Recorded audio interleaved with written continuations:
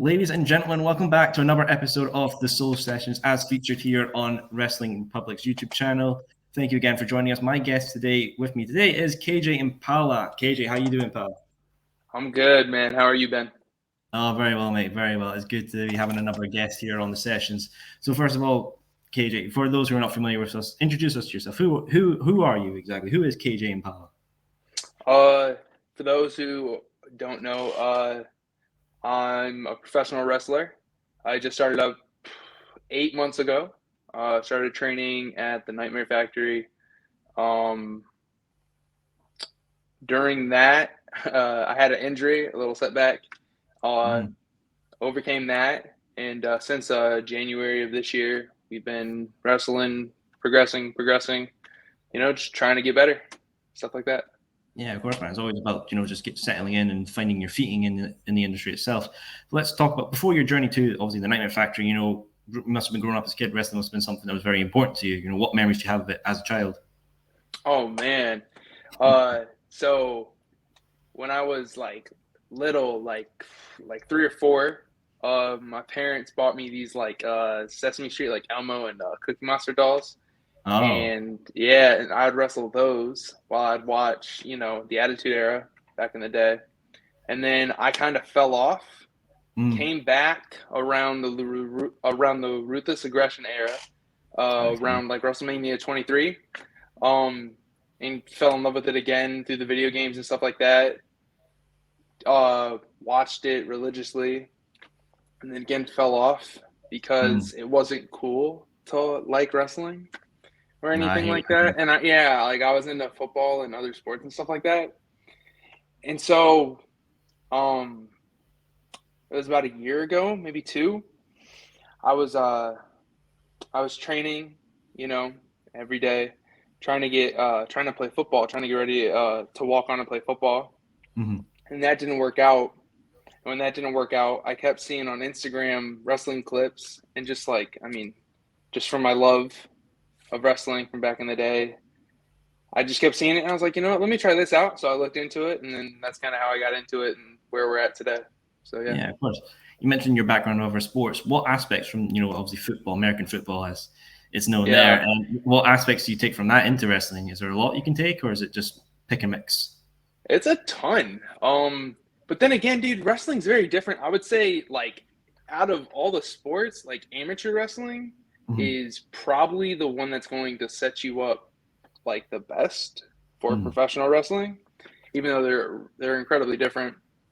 But with football, I mean, the intensity, and I would say also like the coaching and like the lessons you learn through football is like, it's incredibly valuable. You know what I'm saying? Like, a lot of, like, it's just the discipline and stuff like that. It really helps. But like at the same time, there's some things about that there's some quirks I take from football. So like a rule in football is low man wins. So, lowest guy, has leverage, and therefore you beat your man, and all that stuff. And so typically when I run, and like, how we do like 40-yard dashes and stuff, like testing for like, speed and stuff, you start low and then like go high. And so like when I run the ropes, like when I first started out, I would run like hunched over because it's just like this weird quirk I have from like football. But I'm slowly working my way out of it. You know what I'm saying? Like there's some things you can take from it, and then there's some like aspects of it that like also kind of, carry over, set me back a little bit. Yeah, of course. No, I hear you. So let's start about your journey to the Nightmare Factory. How did you come across it, and were you told by someone, or was it just social media?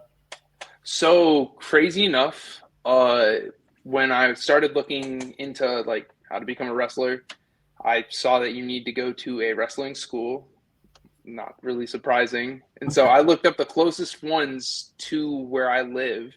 And the most surprising thing is the Nightmare Factory was the closest one to where I live. It's literally 15 minutes away from where I live.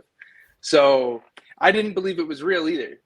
So because that's just crazy, right? So you have a school like that with Cody Rhodes as a teacher, QT, all these great people as coaches, and it's only 15 minutes away from where I live, and I'm like, no way. Yeah, like, true non-believer. Can't be real. Say it again. True non-believer situation there. Like, how can that? Yeah, exactly. I'm just like, no way. And so, yeah, sure enough, sent him an email. He's like, yeah, we got spots open. I saved for the money. Mhm. And yeah, it just ended up working out. It's an incredible situation for myself. Yeah, And I'm that is true. That is insanely truly lucky. yeah, very lucky as well. Just close to yourself, everything worked out, got in. So, I mean, what was your first day like? Oh wow. First day is pretty chill when you get there. Introduction, but Mhm. the biggest thing is you learn how to get in and out of the ring, and like you wouldn't think that's a task in itself, but Mhm. like just like I've been helping at events, like just after just trying to get your name out there, right? Yeah. And so like I've helped at certain events where we have like art, like a music artist and like Mhm. entertainment, and they're gonna do their sets in the ring. Well, they've never gotten in and out of a ring, and so it's like a whole thing for them to learn, like figure it out. And so that's like that's the one lesson they teach you, and like it's a big thing, is how to get Mhm. in and out of the ring, and then you introduce yourself to everybody, which is a cool thing. So you learn a little bit about everybody on the first day. Yeah, of course. Speaking of everybody in that class, was there anybody notable from your class? We've had previous Nightmare graduates on here, like Kid Bandit as well. He was previously a graduate. So I was just wondering, like, who's been in your class? Anyone notable? Oh, see, a lucky thing and then unlucky thing. So I was in camp 4 and in camp 5. I was in Oh, I was in camp 4 and I injured myself. Um, and then because I injured myself, they allowed me to finish the training in camp 5. I So see. yeah, I have a couple notable people from both. So in camp 4, we have Demarcio James. He was on AEW Dark a couple of times, Mhm. and then well, shoot, man, there's a ton of people. J.R. Miller, he's killing it in the North Carolina indie scene right now. I know he's got a show coming up with AML out there, and they're doing stuff with Control Your Network, the CYN people. Nice. Yeah, he's double champion too, and the future stars out there. And then in Camp 5, I trained with C4, Cody Chun, and Guillermo Rosas out in Washington. They're killing Okay. it. Tag champions at Prestige. Wrestled Guillermo in my showcase match. Uh, and then Tony Vincita, he's up in New Jersey. You've probably seen him on TV, Satnam Singh, big seven Ah, two, yes. Yeah. big Wow. dude. Yeah, he was in Camp 5 too with us. So man, I really don't want to miss anybody. Man, Vicky So, Dreamboat, so much talent, there's man. It's so yeah, much good no, talent as well. there's a ton of people coming out of the Nightmare Factory, man. It's killing it right now. Like there's so many people. Like if you're looking for future talent, you're looking for wrestlers, man. There's so many. Just look up the Nightmare Factory. There's so many people coming out of there, man. So many people. Did you ever wrestle Satnam Singh by any chance? Was that an opportunity for you? See, actually, yeah, I have wrestled him a couple of times in training. I wasn't able to fully because like when he was really there, like Mm. I was still rehabbing and getting everything back. So you know what I'm saying? But I've Yeah. wrestled him a couple of times, taken a couple bumps. You know what I'm saying? So definitely. Yeah, because he's a tall motherfucker. Jesus Christ, that's Yeah, man, that he's scares you. huge. He's huge. He's huge. 7'2", man. Oh One in a god, billion, man. That's my guy. That's my guy. that is a hell of an ability. Yeah, Obviously man. speaking of the Nightmare Factory as well, obviously Cody Rhodes and QT Marshall. What were they like themselves? Were they very welcoming, giving good advice, and obviously course correcting stuff? As well. Just good teachers in general. Yeah, yeah, man. I love both my coaches. Man. I love all my coaches. I look up to all my Mm. coaches. They all mean a ton to me. Um, Cody's huge. He helps a lot with the promos, and Mm. I mean, I learned so much. I mean, that's where I need to work on and develop my game a ton, is in the promo area. Mm. And he's huge in that. He's huge with that. You've seen him on TV all the time giving great promos. So you know that. And then QT can do it all in the ring. So can Cody. We all know that. But QT does it all in the ring. And it makes him one of the greatest coaches because there's not a move he can't do. He knows he's great with people. Like he's great with understanding and teaching Mm. people. You know what I'm saying? he's still that, he's still that heel that you see on TV, but when it comes to coaching, he's definitely there and knows everything there is to know about wrestling. So it's great to have him there. Yeah, of course. No, I think QT gets a bit much hate from the internet wrestling community too much sometimes. He seems like the proper guy you want to have on your roster as well. It doesn't matter. He's a big heel, and character-wise, that's great. That's great stuff. But like, watch him in the ring. Like, he can go like with the best of them. So like, facts. So yeah, exactly. People give him a little too much hate on the internet, but like in the ring, man, there's not too many people better than QT. Yeah, of course. Was there any time that the Nightmare Factory had any guest coaches, maybe from AEW or maybe other promotions as well, come in? Yeah. We get a ton. In Camp 4, we got 10 a lot. Nice. Preston Vance, Alan Angels, 5 we got. Luther, Dr. Luther, from Chaos Project. He's there a ton. He helps out a lot with the tag matches. He's a real good tag teacher. Very Morales, Ricky Starks has been in there to help out a couple of times. He's seen me get kicked in the head in a warm-up drill. We had Malachi Black come in and talk to the class one time. Yeah, with the connections we have with Cody and QT, we're really lucky, and it's kind of the benefits of the Nightmare Factory. We're really lucky to have access to a ton of professional wrestlers that come in and can share a ton of what they know. It's getting a ton of different perspectives, because that's wrestling. Everyone has different opinions, and it's just perspective based. So it really helps. There's so many. Aaron Solo, a ton have been in. Yeah, no, of course. Obviously, I feel like some people may have got experience with the Nightmare Factory when it was shown on Cody Rhodes' show that was on TBA and TNT, Roads to the Top. I was just wondering, was there any chance you saw that while you were there? Yeah, I was on it. I had the opportunity to be on it for like a tiny little bit. There was like a segment where Brandy was there training, and they had to use me like as a little extra right there on the side. But yeah, it's I watched that a couple of times. Yeah, there's the Renegade Twins there all the time. Like they were on there. Like Rekka Taka, she was in our class. She was in Camp 4 too with us. Yeah, now that you're mentioning it, I'm thinking of more people. Yeah. Were you given any warning about Road to the Top being there filming, or was it kind of just like a in the moment surprise? It was just in the moment, no big deal. Nothing crazy. Just shooting the shots, pretty much. Just happens. Yeah. It wasn't really like about us. You know what I'm saying? It was about Cody, and then it's like it. So yeah, stuff like that. I understand. Were you guys ever brought to like AEW Dynamites or Rampages, or maybe the pay-per-views, just to like visual learning as well? Yeah, Cody invited us down to one of the Dynamite Homecomings. It was his first match against Malachi Black. Oh, if you remember that. Yeah, we our whole class got an opportunity to go down to Jacksonville and watch the show, which was awesome. It was a really cool thing. Oh yeah, definitely. I mean, that was a hell of a Dynamite in itself as well. The first Homecoming Dynamite. Quite a legend to see. It was awesome. Yeah, and then his first match with Malachi, and Malachi's first match in AEW, which was really cool. Awesome opportunity. So. No, yeah.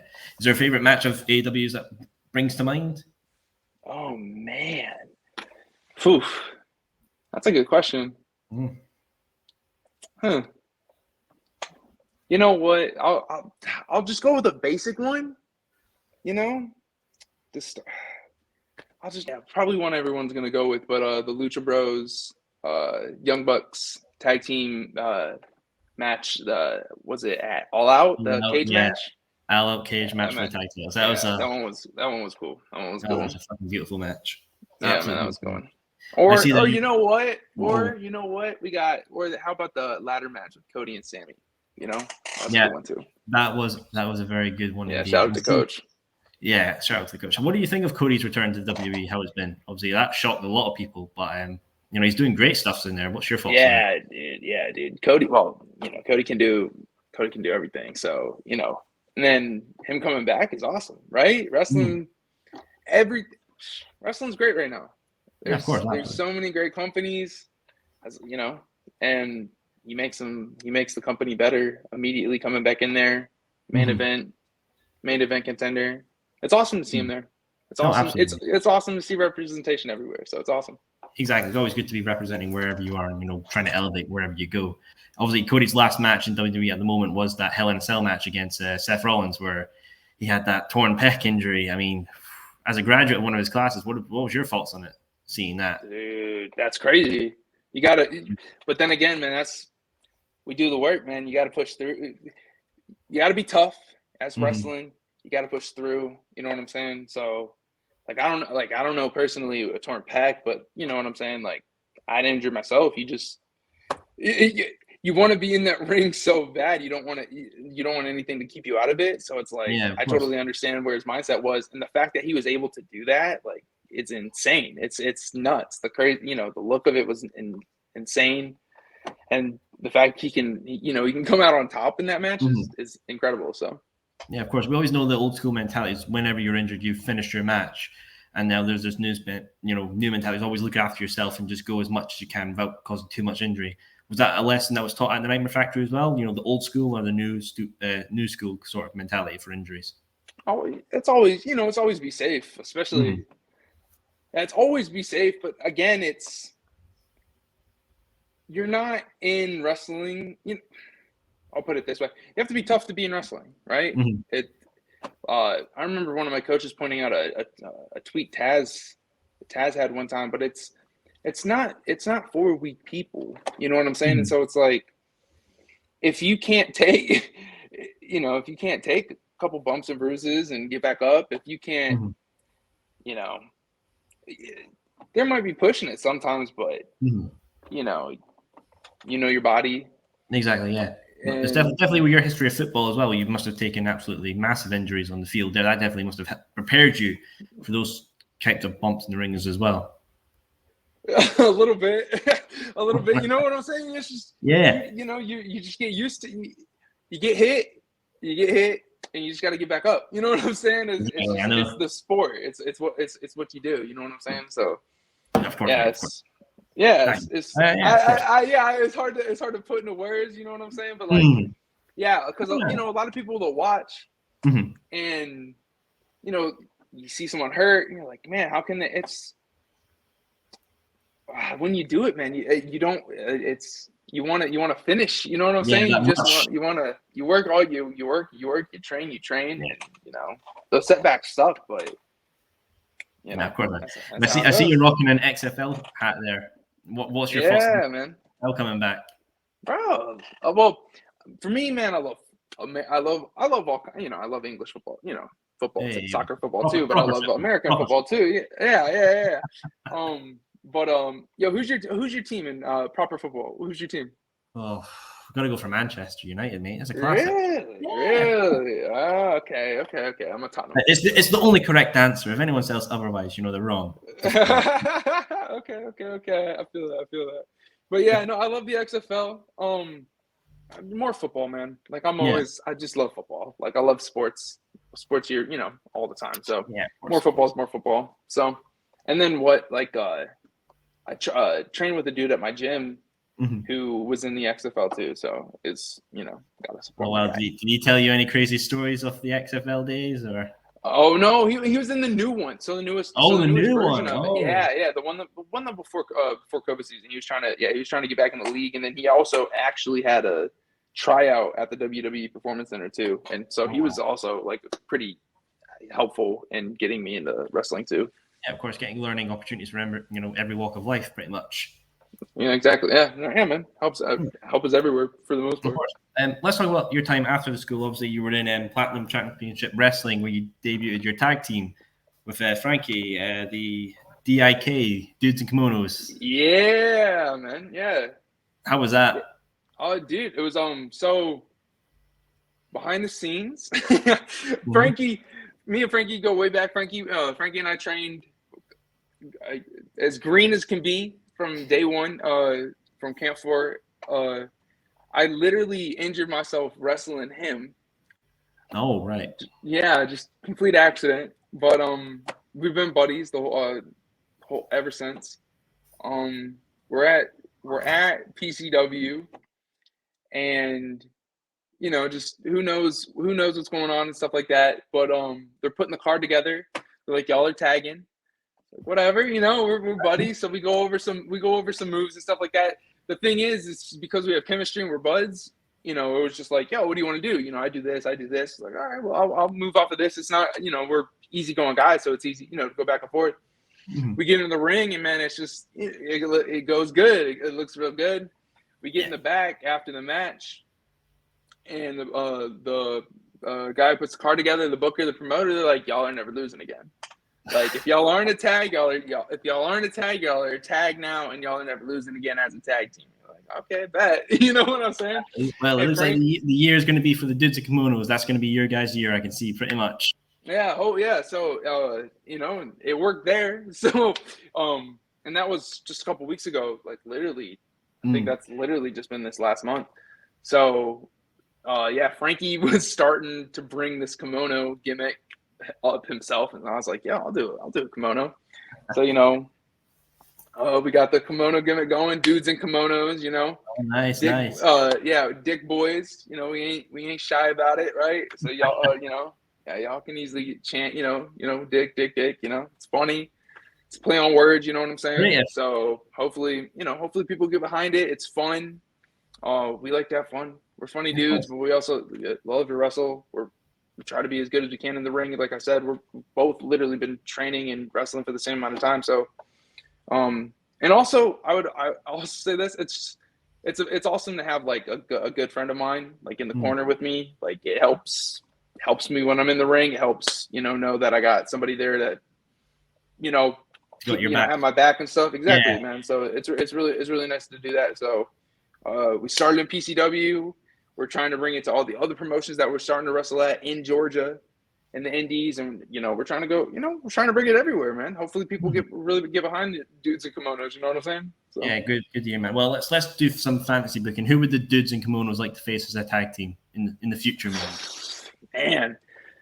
Okay, definitely. All right, so I got to start with my Nightmare Factory, my Nightmare Factory homie. So, man, we'd love to face TSF, hands down.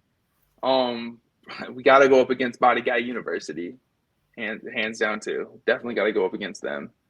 Any intergender places out there want to put matches together, we'll go up against the Renegade Twins too. Nice. But man, outside of that, if we were to there's some tags on the indies right now going real hard, man. It's like there's All-Star Special. That's man, what is it? Southern Honor. That's out here in Georgia too. Like to face them. Man, C4, my guys out in Washington. The Russell Twins, they go hard. Out in Louisiana, they got a ton of championships. They wrestle in Texas too. The Russell Twins, they're real good too. There's a vast amount of challengers out there for you, my friend. Man. First of all, respect to everybody. You know what I'm saying? Like that's mainly it. You know what I'm saying? There's so many great tag teams out there, and you getting in the ring with any of those, it's an honor in itself. You know what I'm saying? It automatically projects you higher. It lets people notice the status you're at. So yeah, I'd love to face all those people, win or lose. You know what I'm saying? It's great to just be in the ring and learn and stuff like that. Fight. You know what I'm saying? Like get a chance to roll around with people. So yeah, of course you'll get it, mate. You'll get it absolutely. Yeah. Well, we're coming to the end of our time here, KJ. So before we go, I want to know what's for you the rest of the year. What's up for yourself and what's up for the dudes of kimonos? What's the rest of the year looking like? Rest of the year looking like dudes and kimonos will be killing it in Platinum Championship Wrestling. You can definitely look forward to that. Out in Wrestle America, if you're in Georgia, Wrestle America definitely got it's July 9th, All American Bash. Okay. Wrestling Parker Lee. If you can go to that. We'll be on their August show too. So look forward to that too. Georgia Premier Wrestling, that's a home promotion for me. Just had a title match last weekend there. Nice. Just basically trying to get more bookings too. So keep an eye out if you see this. You want me if you want me there. If you want me in your promotion, definitely shout out Kayjay Impala. Let them know. You know what I'm saying? So all that helps. I hope you get more bookings, Kayjay, and we can see more of the dudes in kimonos this year. Appreciate it. Yo, also, if you can, everybody, follow me on Instagram at Kayjay_Impala. It's the same on Twitter. You can go like and follow the Facebook page too. I'm on TikTok as well.